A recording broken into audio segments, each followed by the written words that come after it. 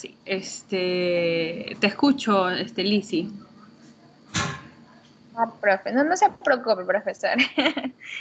Bueno, de lo que le estaba comentando anteriormente era que el tema que yo había consultado era lo que era la salud mental en el Ecuador, en el cual pues yo encontré un manual de atención primaria que esto lo daba el Ministerio de Salud Pública, donde en una de esas tablas que ellos mencionaban estaba algo que me pareció muy interesante y lo quería compartir con usted, que era una tabla donde estaban las enfermedades mentales que existen y prevalecen aquí en el Ecuador, que entre en una de ellas estaba lo que era la primera, que era la víctima de violencia y maltrato, en el cual tenía una de las tasas más altas, que era de 7.081 más o menos. Y en segundo lugar estaba lo que era la depresión, que eso hablábamos en la otra materia, que era de 6.107. Bueno, había muchas más enfermedades que seguían después de la depresión, que estaba en segundo lugar, que era la epilepsia, los intentos de suicidio. Bueno, esa tabla, el Ministerio de Salud Pública la enfocaba en el año 2005, que ellos realizaron este estudio. Bueno, y estuve viendo otros artículos, donde se decía que la Organización Mundial de la Salud menciona que las enfermedades mentales constituyen un 20% de la carga total de las enfermedades. Y bueno, me pareció muy relevante esta tabla porque, como lo dije, nosotros vamos a laborar en algún futuro en el Ecuador y yo creo, viendo el manual, que vi que aún prevalece eso, que en lo que es las enfermedades mentales está de número uno lo que es la violencia y maltrato, porque cuando un hombre o una mujer es maltratada, tiene problemas psicológicos, es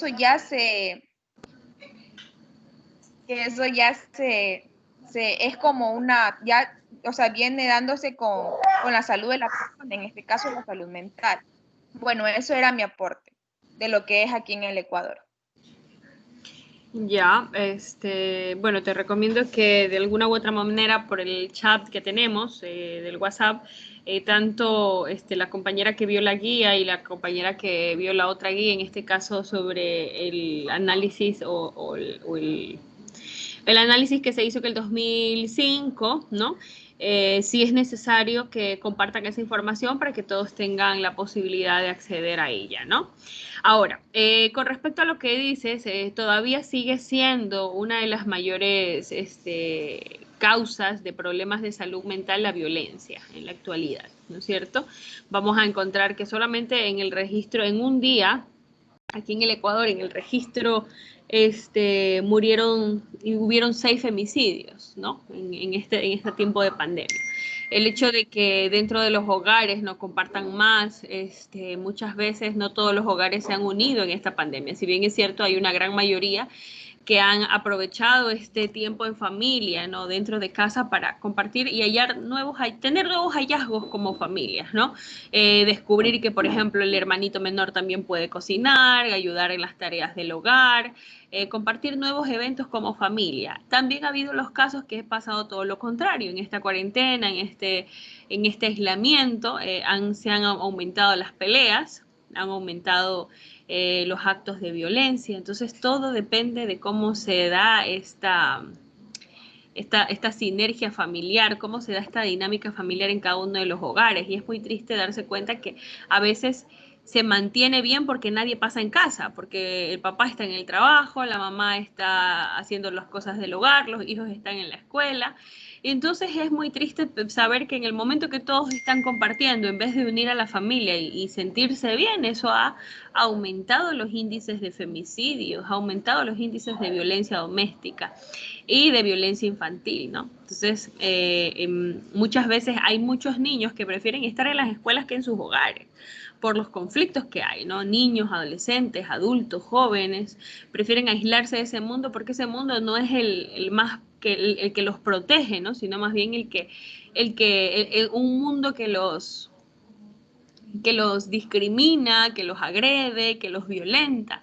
Entonces, la realidad es que en el Ecuador existen altos índices de violencia y que esta violencia está dada por altos índices de represión, ¿sí? De historias familiares, ¿no? De pensar que esta conducta, normalizar la violencia en el hogar no es correcto. Ustedes son personas que trabajan en el campo de la salud y que de alguna u otra forma deben entender estos contextos y manejarlos dentro de sus propios hogares si ven que esto se repite. Entonces, no es una realidad que nos tenemos que vendar los ojos y decir esto no pasa en el Ecuador, esto no pasa en Manta, esto no pasa en Manabí, esto no pasa en mi hogar.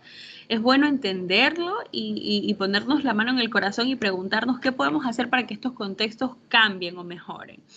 Es verdad que existen estos índices de violencia, de ahí los índices de suicidio y los índices de depresión también son grandes, porque tienen aspectos psicosociales parecidos, ¿no? Una mujer que sufre de violencia también puede tener depresión al mismo tiempo, ¿no? También puede haber un tema de la adicción a las drogas, que también es un alto índice de consumo de sustancias adictivas, y en este consumo también vamos a encontrar que está asociada a la depresión, está asociada también a un consumo diferenciado, un consumo social, dependiendo de las particularidades, en este caso, de los índices de consumo que existen en el Ecuador, ¿no? Hay lo que es la psicopatología dual, ¿no? Donde encontramos no solamente consumo, sino psicosis y consumo.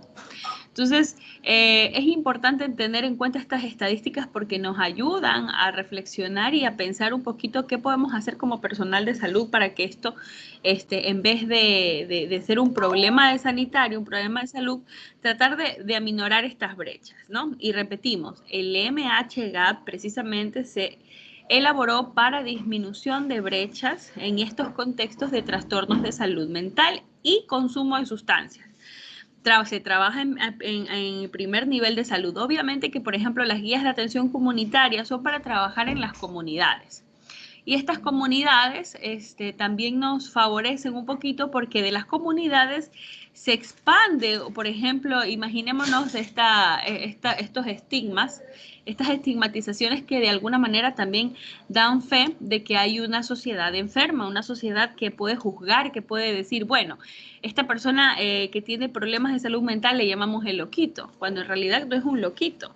O una persona que simplemente tiene diferente tipo de procesar la información, ya pensamos que es una persona que tiene menos habilidades y menos capacidades. Entonces, nosotros hemos aprendido que ni siquiera la persona con habilidades diferenciadas, por ejemplo, que tenga hemiplegia o que tenga un miembro menos en el cuerpo, no significa que no pueda conducir, no significa que no puede trabajar, no. Es una persona con capacidades diferentes. Entonces, nosotros en el tiempo de antes les llamábamos discapacitados. Esa palabra no se puede utilizar. Ustedes como personal de salud no pueden utilizar la palabra discapacitados. No es que ellos no tienen capacidad. Es como que yo les diga alumnos. Esa palabra alumnos, aunque ustedes no la crean, es discriminatoria porque estoy diciendo que no tienen luz. Alumnos, estoy hablando de que no tienen luz y que yo vengo acá a darles la luz, cuando en un debate ustedes tienen luz propia, ¿no? Ustedes pueden hablar un poquito del conocimiento que ya tienen. Entonces, a la medida que ha ido pasando el tiempo, los discursos han mejorado, ¿no? Y hemos aprendido un poquito que no debemos utilizar un lenguaje excluyente, que tenemos que utilizar un lenguaje incluyente, y no me estoy hablando de este lenguaje incluyente donde ponemos la E en todos lados. No. No estoy hablando de ese lenguaje, estoy hablando de un lenguaje inclusivo como el braille. Estoy hablando de un lenguaje inclusivo que me permita a mí a ver a las personas de manera igualitaria. ¿Cómo lo hago? A través de no, por ejemplo, llamar embarazo precoz. Eso no existe. El embarazo precoz ya hace rato se abolió esa palabra. Embarazo adolescente. No existe el embarazo precoz porque en el momento que sale embarazada ya fue a término, ¿sí? Como que diga existe el parto prematuro, podría ser un embarazo prematuro, pero no un embarazo precoz. A veces nuestras palabras y lo que hemos aprendido está completamente fuera de contexto, y este contexto que habla de un poquito de ese pensar en el otro y no tratar mal con las palabras a los que están alrededor nuestro. Entonces tenemos que tener claro que cuando vamos a hablar de embarazo adolescente, vamos a decir embarazo adolescente, no embarazo precoz. Tenemos que tener en cuenta que cuando vamos a trabajar por ejemplo, con el tema de la estigmatización de las enfermedades mentales, no podemos decir el loquito. O sea, esa es una palabra que no debería utilizarse, ¿no? Estamos hablando de una persona, qué sé yo, con psicosis, paciente con habilidades o capacidades especiales, ¿sí? Tenemos que hablar de, qué sé, con problemas de atención, pacientes con problemas de atención dividida, atención selectiva, pero con propiedad y conocimiento, ¿no? Obviamente. María, ¿quieres decir algo? Tienes alzada la mano. Sí, profe. Te Era, escucho. Nante, con respecto al tema que se estaba tocando de la pandemia. Dígame. Ya, justamente yo había estado viendo un programa que había desarrollado el Ministerio de Salud Pública, que se llamaba Juntos Salimos de esta.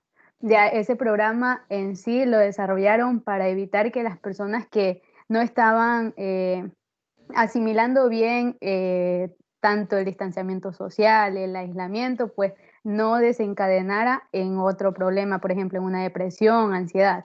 Entonces, este programa era gratuito, acceso para cualquier persona, incluso las personas que necesitaban y creían necesaria esta ayuda, pues podían comunicarse en la línea 171 y si no, pues en la página oficial del coronavirus.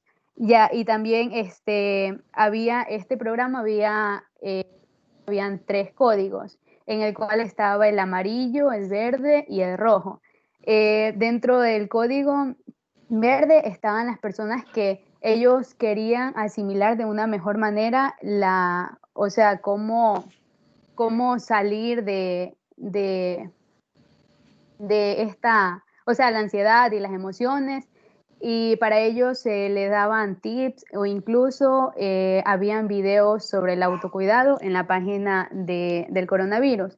En cambio, para las personas que entraban o necesitaban la ayuda del código amarillo, pues estas eran, para estos ya los que habían organizado el programa, habían determinado diferentes voluntarios, porque dentro también del MHGAT hablaba de la primera ayuda psicológica. Entonces, estos voluntarios justamente hacían esto, brindar esta primera ayuda y para que no desarrollaran otro problema. Y aún así, ellos, las personas que se comunicaban con ellos, pues podían preguntar sobre temas como la ansiedad, depresión, y para ellos el servicio estaba abierto todos los días, a todas las horas. Pero ya en cambio en el código rojo, estas ya eran las personas como usted anteriormente estaba manifestando, que no eran solo los en una atención de crisis, es decir, de un momento, sino que estos ya necesitaban una atención continua. Y aparte estas personas tenían otras enfermedades preexistentes o incluso otras necesidades.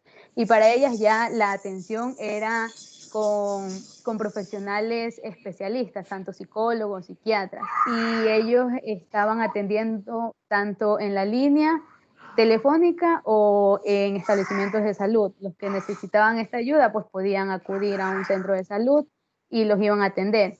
Y el horario de atención era de 8 a 12 del día. Y también decían de que habían atendido ya bastantes personas, eran alrededor de 82,000 personas que habían recibido esta atención en salud mental, con esta finalidad de evitar a que la manera de asimilar el problema, en este caso de la pandemia, pues no desencadenar en un trastorno. Sí, qué interesante. Muchos estuvimos participando en dispositivos similares, ¿no? Estos dispositivos que ayudan un poquito al usuario a poder trabajar estos temas, ¿no? Esta primera ayuda psicológica que es necesaria y que también no solo la puede hacer el psicólogo, ¿no? Si se preparan y están trabajando con estos aspectos, pueden lograr ustedes también a trabajar en una primera ayuda psicológica. Eso es lo que también se pretende hacer con la guía. Tienes tu nota también, te voy a poner 10. No, yo creo que ya aquí nadie más va a participar. Voy a explicar rápidamente lo que nos toca en este día, ¿no es cierto? Compartir pantalla. Vamos a... ¿Cómo se comparte pantalla? Yo no sé qué le pasó a esto.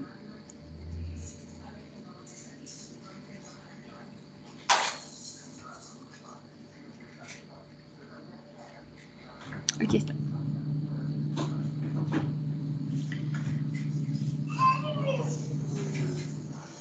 Ya, a ver chicos, vamos a compartir pantalla y vamos a entender un poquito qué es lo que vamos a trabajar el día de hoy.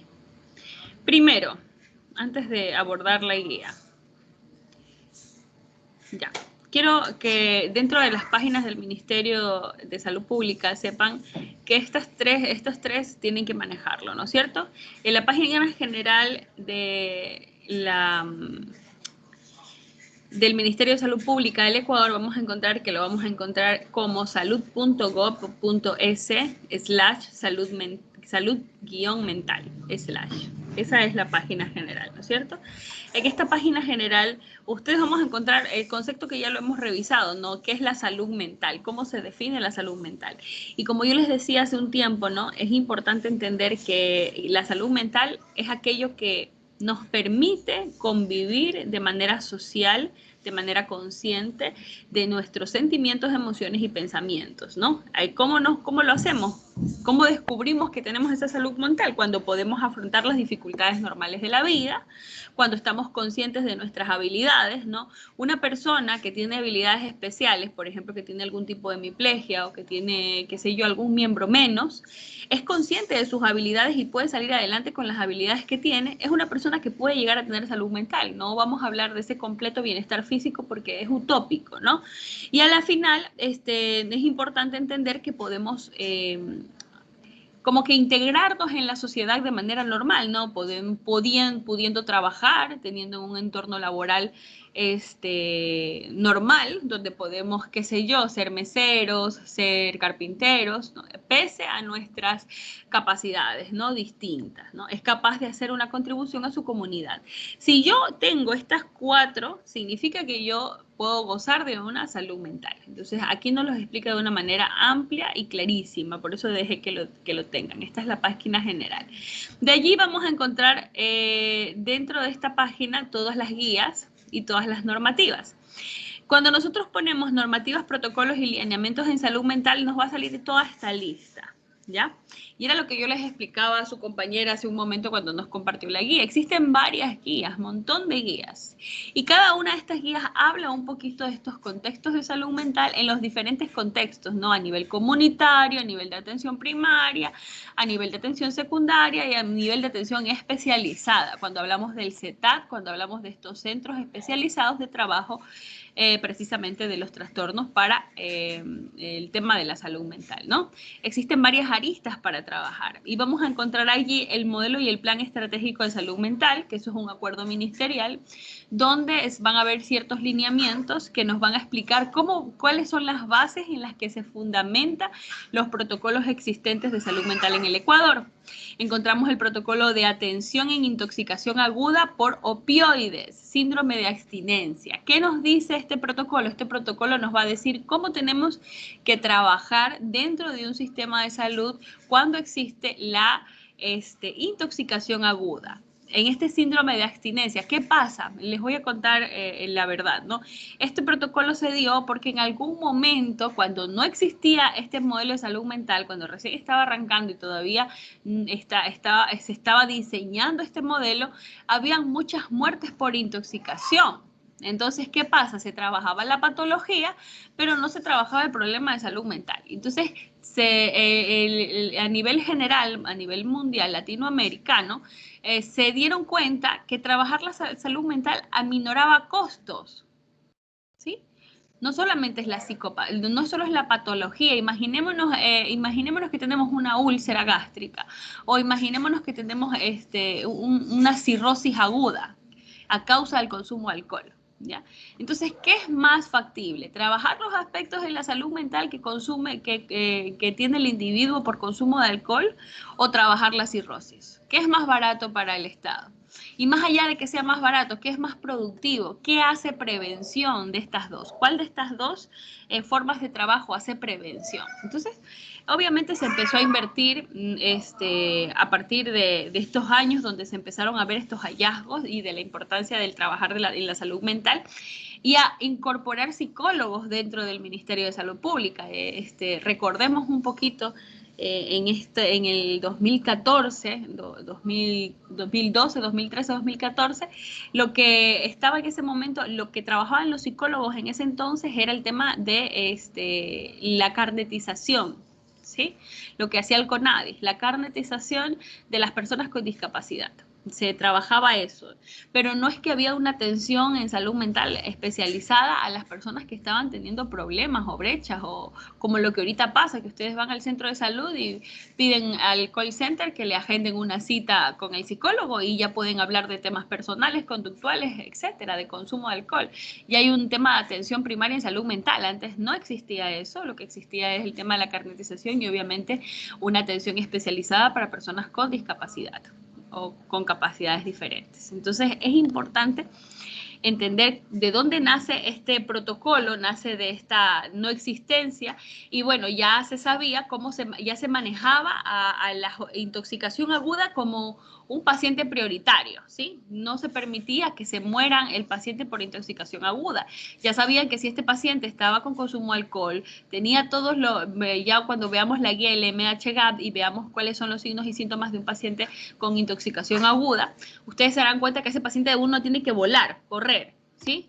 La persona que está haciendo el tamizaje tiene que saber que es un paciente prioritario porque puede morirse por intoxicación aguda y hay que leer ese protocolo de atención para saber cómo se trabaja con este paciente, ¿no? Los lineamientos operativos para la atención integral con personas de consumo problemático de alcohol y drogas y trastornos mentales graves en modalidad ambulatoria intensiva. Esto quiere decir que este lineamiento, el lineamiento operativo, nos va a explicar cómo tenemos que trabajar con estos pacientes en primer nivel de atención y de forma ambulatoria. ¿Cuántas sesiones este paciente debe tener? Una de las cosas importantes es que si es por consumo de sustancia, este paciente debe ir todos los días al ambulatorio intensivo. Por eso se llama ambulatorio intensivo, donde él tiene que trabajar con el médico, la enfermera, el psicólogo, terapias grupales, terapias familiares, ¿no? Terapias individuales. Tiene que hacer también manualidades, terapia de grupos, ¿sí? Entonces es importante saber cómo se trabaja en un ambulatorio intensivo y cómo en este caso el rol del enfermero y el cuidado del enfermero está involucrado en estos lineamientos operativos, ¿no? También existe el documento de lineamientos operativos para psicólogos y psiquiatras en los 3 niveles de atención, ¿no? Cómo trabaja el psicólogo y el psiquiatra en primer nivel, en segundo nivel y en tercer nivel, que ya vendríamos a hablar del CETAC, ¿no? Tenemos el acuerdo ministerial, el protocolo de atención integral del consumo nocivo de alcohol, tabaco y otras drogas, el reglamento para brindar atención integral en salud en víctimas de desaparición, sus familiares y personas en condición de no referir su identidad, eso es un acuerdo ministerial, lineamientos para la implementación de la supervisión de enlace, eso quiere decir que cada cierto tiempo existe una supervisión de enlace, donde los frutos de este tipo de trabajo ambulatorio se llevan a cabo de manera grupal y que de alguna u otra manera la supervisión desde Quito, en este caso sería el distrito o la zona, que es en Puerto Viejo, hace para evaluar el impacto de la atención en salud mental, ¿no es cierto? Los lineamientos operativos para el manejo de la anorexia, bulimia, los lineamientos operativos para la atención en unidades de salud hospitalaria, ya estamos hablando un poquito cuando las personas tienen estas ideas suicidas, lineamientos operativos en fin de favorecer el acceso a los medicamentos y dispositivos médicos de la atención integral. Esto es interesante, ¿no? Porque en primer nivel no están todos los medicamentos, chicos. Cuando ustedes van, por ejemplo, trabajan en el centro de salud tipo C, o tipo B o tipo A, dependiendo de los médicos que elaboran, van a tener el acceso a los medicamentos. Los medicamentos que solo prescriben los psiquiatras van a estar en los centros donde elaboran los psiquiatras. Pero si ustedes están en un primer nivel y hay un medicamento que necesita este paciente y usted no lo puede prescribir, lo puede prescribir un médico, hay un protocolo, si hay una guía de cómo manejar eso. Entonces es importante que cuando ustedes estén en el Ministerio de Salud trabajando, sepan que es importantísimo que ustedes sepan estas guías para ver qué tipo de pacientes se trabaja en ese primer nivel y si necesita una referencia o una contrarreferencia para trabajar los problemas, es importante que lo tengan en cuenta, ¿no es cierto? vamos a encontrar el manual de gestión de salud mental en desastres, que ese manual también es interesantísimo. Yo tengo 2 manuales físicos, quizá si tenemos tiempo o en algún curso o en algún taller que se pueda dar, lo podemos revisar, pero no es parte del sílabo.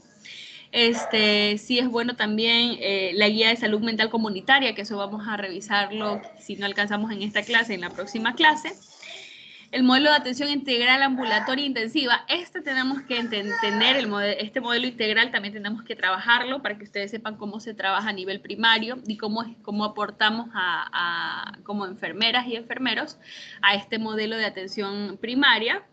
Y modelo de atención integral residencial en los centros especializados como el CETAC, lo que yo les decía, centro especializado, tercer nivel, CETAC, donde se trabaja estos protocolos y lineamientos. Entonces, chicos, esto es lo que tenemos como Ministerio de Salud Pública en el Ecuador en torno a la salud mental y que tenemos que tener clarito de qué se trata. Si no vamos a estudiar las guías, con este breve bosquejo vamos a saber de qué se tratan estos documentos y sí vamos a ahondar un poquito en las que más nos competen porque de alguna u otra forma estamos involucradas desde el rol del enfermero y enfermera.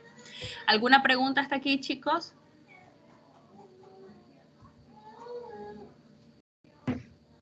No, profe. ¿Quedó claro? Ya. Vamos a ver un poquito sobre esta guía, ¿no? Guía de salud mental en situación... No, esta no es.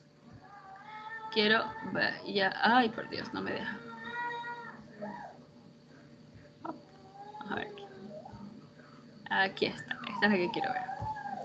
Ya, quiero ver que evalúen esta guía porque esta guía vamos a trabajar a través de un ensayo, van ustedes a ahondarla un poquito más, pero vamos a verla a breves rasgos en estos momentos y el MHGAP lo vamos a ver en la siguiente clase o a través de una cápsula. A ver, esto lo elaboró el Ministerio de Salud Pública y es precisamente lo que compartía la compañera, la guía de salud mental comunitaria. En esta guía vamos a observar que no solamente vamos a ver conceptos y explicaciones sobre qué es lo que se trabaja a nivel de la guía, sino también vamos a ver actividades prácticas que van a ayudar muchísimo a esta intervención comunitaria. Por eso digo que no necesariamente esta guía la trabaja el psicólogo, también se trabaja a nivel multidisciplinario, ¿sí? Entonces, bueno, en la primera parte hablo un poquito del objetivo y el objetivo es proporcionar una herramienta metodológica para los EAIs y TAPS. ¿Qué son los EAIs y TAPS? Punto para los que me dicen que son los EAIs y TAPS. Si me dicen eso es porque han estado pendientes de su carrera. ¿Quién sabe? Yo solamente sé que son los TAPS. A ver. Los técnicos de atención primaria de salud.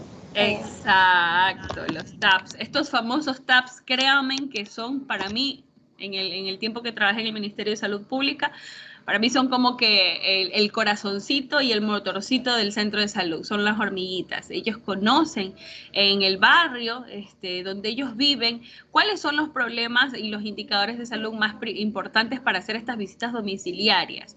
Cuando fue el terremoto, el terremoto de hace un tiempito atrás en Jaramijó, y no solo en Jaramijó, sino aquí en Manta, ¿no? Porque nos tocaba, habíamos pocos psicólogos y nos tocaba trabajar en todos los centros de salud. El TAPS o los TAPS, ellos tenían un mapa parlante en su cabeza, o sea, ellos ya sabían cuáles eran los problemas que estaban relacionados más a las personas con discapacidad, con necesidades más básicas, que ellos sabían la situación real, más que en este caso el MIES. ¿Sí?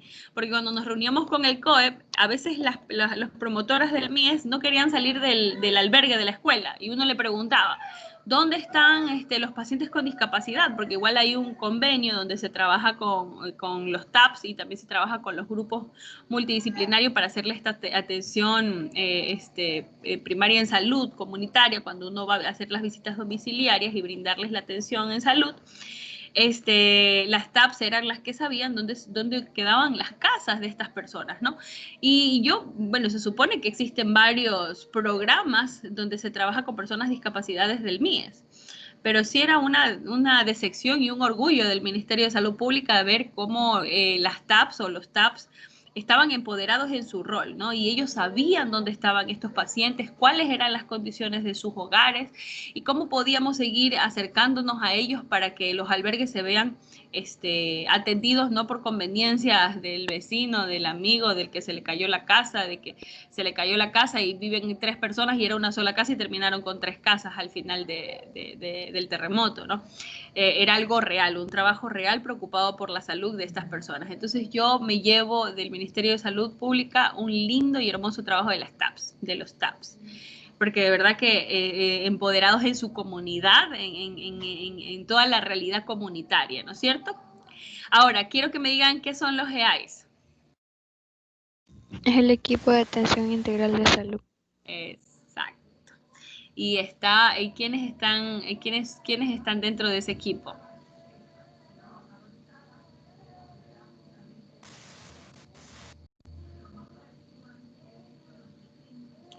¿Quién está en ese equipo? El médico, la enfermera, el psicólogo, el odontólogo, ¿sí?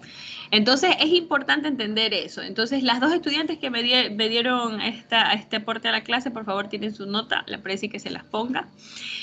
Seguimos con ¿cuál es el objetivo? ¿No? El objetivo de esta guía de atención comunitaria es que en este caso pretende llegar a estos equipos, ¿no? A los EAIs, a los TAPS, para poder generar una buena promoción de salud mental, ¿no? Son los responsables de la salud mental. Proporcionar una herramienta metodológica para ellos, los comités locales de salud, los promotores de salud, los responsables de salud mental, con el fin de acercar a la comunidad general, usuarios a los servicios de salud, en la comprensión de la prevención y promoción de salud mental. Entonces, esta guía es sumamente importante si vemos desde el objetivo que se pretendió elaborarla. Entonces, es necesario que ustedes, si son partes de estos EAIs, o trabajan con los TAPS y trabajan con los comités locales de salud, es importante que ustedes la manejen como al dedillo, ¿no? Que sepan realmente cómo se trabaja esta guía. Por eso voy a dejar que ustedes hagan un ensayo, que ya les voy a explicar en la plataforma.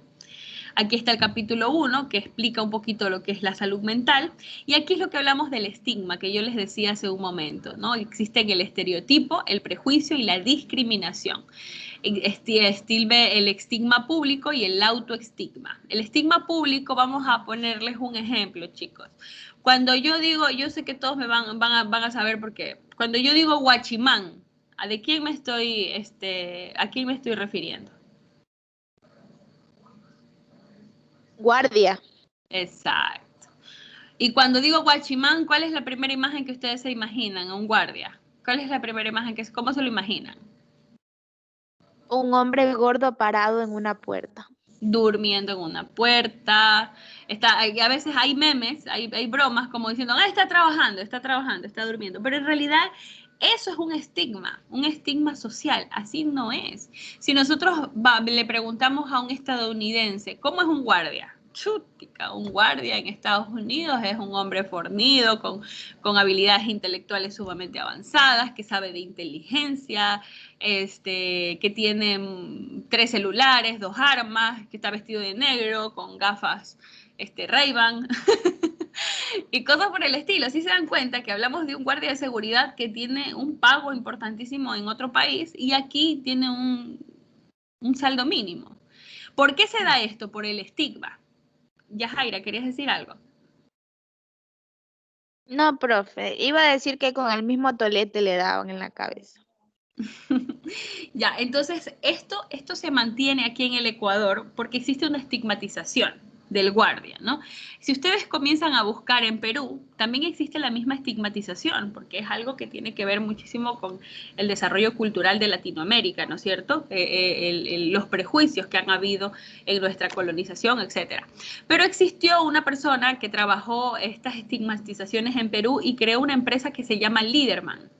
Esta empresa hizo salud mental comunitaria, aunque ustedes no lo crean, es gracioso, ¿no? Hizo salud mental comunitaria y cambió la estigmatización de las personas. Ahorita hay estudiantes, hay jóvenes que dicen, yo cuando sea grande quiero ser un Liderman. ¿Quiénes de ustedes se les ocurre que aquí en el Ecuador van a decir, yo cuando sea grande quiero ser como que una meta profesional excelente, ser guardia? ¿Sí? A veces la mayoría de las personas que son guardias es porque les ha tocado en la vida, es el trabajo que les toca, pero no es que se sienten sumamente orgullosos, como por ejemplo que si tuvieran alguna profesión, y eso está mal, porque en realidad es un trabajo importante. Pero el estigma hace que esta persona se sienta menos. Y aquí es donde viene la explicación que les voy a dar, ¿no? El estigma público tiene que ver muchísimo con lo que dice la sociedad sobre este objeto, ¿no? Y el autoestigma es lo que digo yo de ese mismo objeto. Por ejemplo, pensemos nuevamente en el ejemplo del guachimán que les decía. Esta persona se siente de menos porque los demás se pueden burlar de esta profesión. El estigma público afecta el autoestigma. Tiene que ver muchísimo. Por ejemplo, también una persona con sobrepeso, ¿sí? El estigma general, el estigma social es que una mujer con sobrepeso está fea. No puede utilizar traje de baño provocativo, no puede utilizar ropa apretada porque se va a ver fea por el estigma público. El autoestigma hace también que esta persona al mirarse al espejo se sienta fea. Quizás sea guapísima, sea una mujer muy inteligente, muy guapa, muy atractiva, muy interesante, ¿no? Pero el estigma público, que tiene que ver con un estereotipo de belleza, hace que esta creencia se infunde no solo en ella, sino en la sociedad, ¿sí? Entonces, chicos, quiero que quede clarísimo eso, porque estamos viendo ejemplos generales, pero ahora vamos a pensar en los ejemplos dentro del centro de salud. Vamos a pensar en estos estigmas que pueden haber dentro del centro de salud, como por ejemplo, qué sé yo, llega una persona con tatuajes, sin camisa y con una pantaloneta, y automáticamente las enfermeras, los enfermeros, los médicos, las médicas, cogen y comienzan a guardar su celular. Pensamos que esta persona va a robar, cuando en realidad viene a atenderse. El guardia no lo deja pasar. ¿Y qué está pasando? Quizá sea un estigma. Entonces es importante entender que si vamos a trabajar lo que es salud mental, no podemos hacer eso. Imagínense, es un paciente de la psicóloga, es un paciente por consumo de sustancia y está flaquito y está así porque no tiene plata porque todo se lo gastó en H. Pero en el momento que el paciente, que el guardia lo miró feo, en el momento que la enfermera lo miró feo, en el momento que el médico no lo dejó pasar, esta persona me retrocedió 10 pasos atrás en todo el tratamiento que él estaba haciendo con la psicóloga. ¿Ustedes creen que esos no son estigmas? ¿Que eso ayuda a la salud mental? Entonces, precisamente tenemos que tener clarito a qué nos referimos con estereotipos, prejuicios y discriminación. Porque esto puede hacer que los problemas de salud mental acrecienten o disminuyan, ¿no? Vamos a ver, vamos ahora sí, ya con la idea un poquito clara, vamos a leer el cuadro que nos presentan aquí. Vamos a ver que vamos a encontrar un estigma público cuando vemos el estereotipo. ¿Qué vendría a ser el estigma público? Creencias negativas sobre un grupo, peligrosidad, incompetencia, falta de voluntad. Por ejemplo, imagínense que ustedes vayan a un psicólogo y el psicólogo siempre desconfíe de ti. O sea, tú estás dejando las drogas, pero el psicólogo no te cree. Tu madre no te cree, tu abuela no te cree, llevas 2 días sin consumir. Y dicen, bueno, nadie me cree, yo sigo consumiendo. ¿Sí? Entonces, tiene que ver también con eso, ¿no? Estas creencias negativas públicas, ¿no? El autoestima son las creencias negativas sobre uno mismo. Yo nunca voy a cambiar, nunca voy a mejorar, siempre voy a ser bobo, yo por eso no estudio, porque igual, no, yo soy medio bruto, yo antes de milagro pasé primer año, ¿no? No, eso es un autoestigma, esta creencia de uno mismo. En este caso, hay los aspectos de peligrosidad, incompetencia y falta de voluntad para el cambio. El prejuicio, ¿qué vendría a ser el prejuicio? La conformidad con las creencias o reacciones emocionales. Vamos a tener el miedo y la rabia, ¿no? En cambio, en este caso, el prejuicio como autoestigma, vamos a encontrar que va a haber conformidad con las creencias y reacciones emocionales, baja autoestima, desconfianza sobre la propia capacidad. La discriminación en este caso vendría a ser el comportamiento en respuesta al prejuicio, Rechazo, negativa, emplear una negativa de ayuda. Por ejemplo, ya cuando hay una discriminación, puede ser que esta persona ya está empleando no solamente un prejuicio, sino ya está generando un acto que puede ser voluntario y que puede generar más prejuicio, como por ejemplo el no dejar entrar al paciente. ¿Sí? Ya estamos hablando de un acto, ¿no? Que discrimina. O dejamos entrar a 3 personas, pero a la persona que estamos con los prejuicios no la dejamos entrar al centro de salud. Comportamiento en respuesta al prejuicio, ¿qué podemos encontrar? La falta de aprovechamiento de las oportunidades de empleo, rechazo en buscar ayuda, ¿no? Entonces es importante entender. Chicos, ¿quedó claro esto? Sí, profesora. ¿Sabe? Y también quería comentar algo con respecto a los estereotipos, que muchas veces, en el caso de la mujer más que todo, que todo el mundo piensa que una mujer tiene que ser delgada, tiene que tener buenos pechos, buenas nalgas, y muchas veces, ¿iba a decir algo? No, que estaba de acuerdo, sí. Ah, ya. Y muchas veces por esto causan muertes a las personas. Hace días atrás, como hace una semana, 2 semanas, vi en el noticiero que mencionaban que una chica por quererse hacer la liposucción, se hizo en un lugar económico e incluso la mataron. La chica no pudo sobrevivir a esto. Por eso tanto nosotros que vamos a ser personal de salud y también cuando somos o educar a otras personas, que nunca tenemos que juzgar a ninguna persona por ningún motivo, porque nosotros no sabemos que por qué esa persona es gorda, no sabemos por qué esa persona es flaca, tal vez sufra de tiroides, cosas así, y eso que me refiero a lo que son los estereotipos, que eso es algo muy malo, que a una persona con baja autoestima puede causar más que todo la muerte. Claro que sí, que está bien tu ejemplo, qué bueno que lo vean de esa manera, pero tenemos que aterrizarlo a los estigmas que podemos encontrar en el centro de salud y que pueden ayudar a disminuir esas brechas en estos contextos de prevención y promoción de la salud mental, ¿no es cierto? Cuando hablamos aquí de los estigmas dentro de esta guía, precisamente es para encontrar cuáles son los estigmas que tiene el pueblo. Vamos a poner un ejemplo de estigmas que puede tener un pueblo, por ejemplo. Al psicólogo van los locos. Eso es un estigma. El psicólogo van los locos. Y si la vecina va al psicólogo es porque está loca.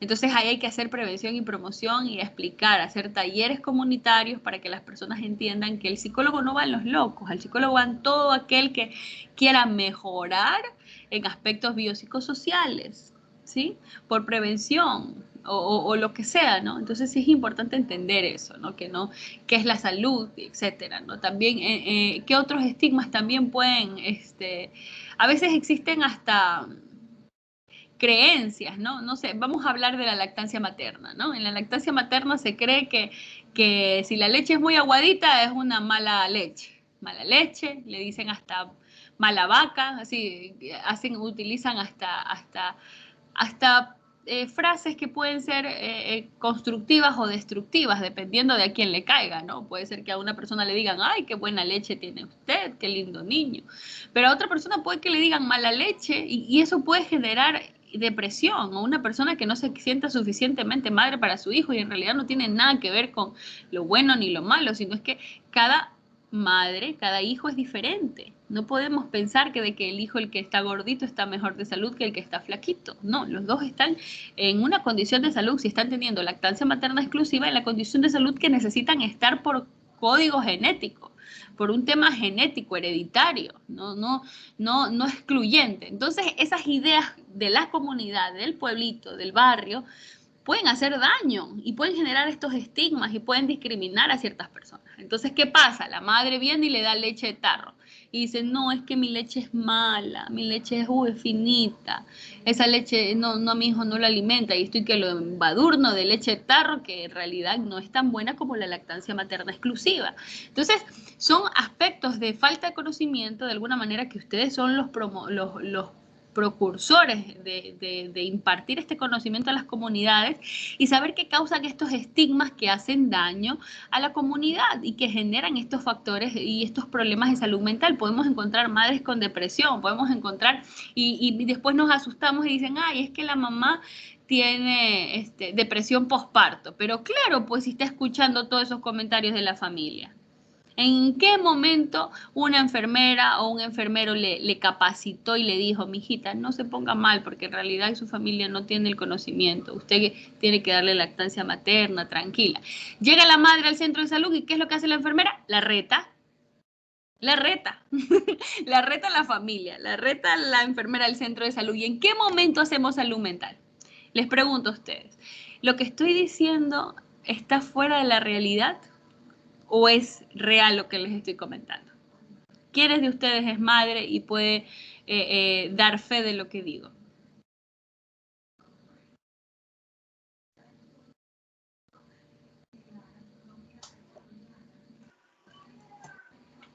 En realidad lo que usted dice es cierto. ¿Por qué? Porque sí, las personas son así, digamos que la familia no tiene el conocimiento adecuado y comienzan a decir cosas que no son en realidad. Piensan que los niños están mal alimentados y todo, pero no, eso no es así.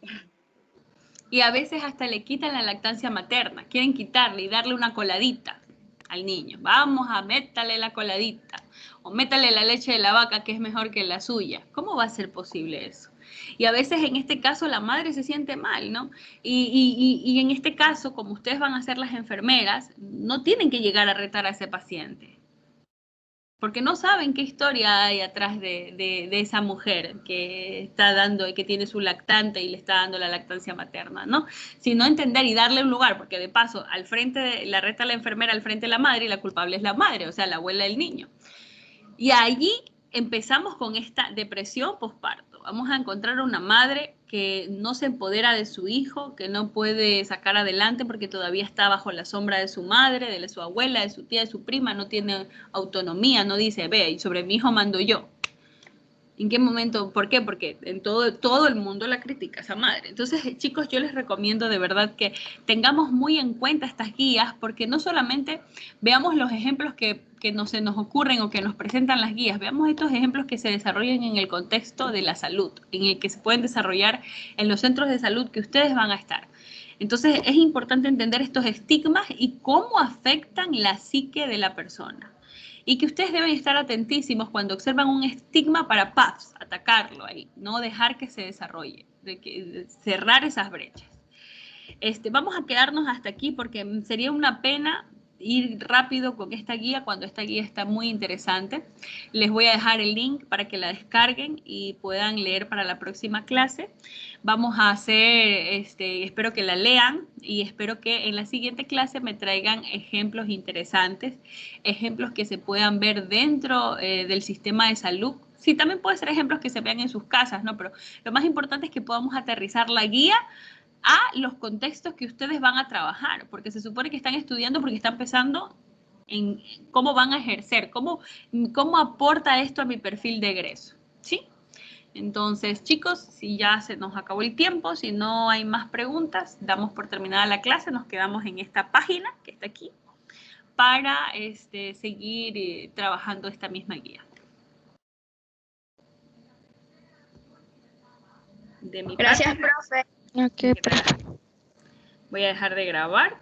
Le pido de favor a la presidenta que suba esto al YouTube, a la misma página donde están grabando las clases, ¿no?